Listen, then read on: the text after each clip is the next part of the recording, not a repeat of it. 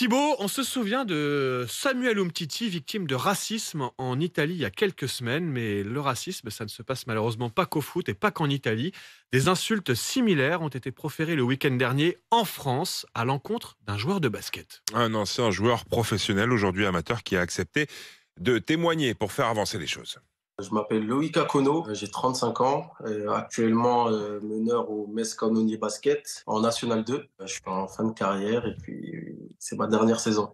Et une dernière saison marquée par un fait extra-sportif. Dimanche dernier, Loïc et ses coéquipiers se déplacent à Charleville-Mézières. Un match de championnat tendu sur le parquet quand soudain, Pendant un fait de jeu, un joueur de Charleville et moi, on a plongé sur un ballon, on s'est retrouvé devant une tribune et c'est de là que y a un gars dans la tribune qui a dit relève-toi Bonobo. une insulte raciste proférée par un pseudo-supporter venu déverser sa haine dans une enceinte sportive. L'arbitre vient à la rencontre de Loïc Akono, l'informe qu'il a tout entendu. Mais s'il répond au public, le joueur sera sanctionné d'une faute technique.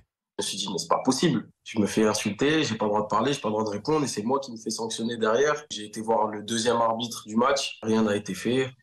Je suis sorti du match et j'ai décidé de quitter la salle. Pourquoi la rencontre n'a pas été interrompue? Loïc Akono s'interroge encore 3 jours après les faits.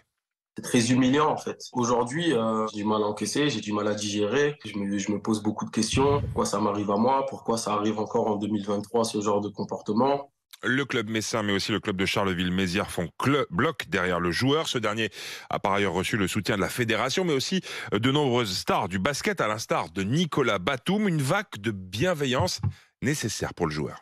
C'est un grand monde, le monde du basket, on se connaît tous. C'est comme une grande famille, on a tous déjà joué les uns contre les autres, donc tout le monde se sent concerné par ce qui s'est passé.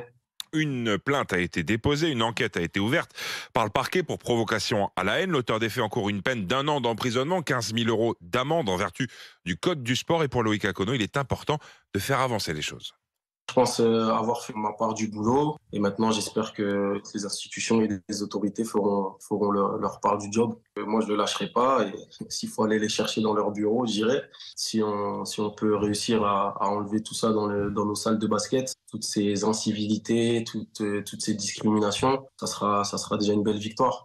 Des comportements abjects à bannir de nos stades, de nos salles, mais aussi de notre société. Mettre fin à ces injures, ces discriminations qui blessent, des fêlures indélébiles provenant de quelques esprits faibles et étriqués.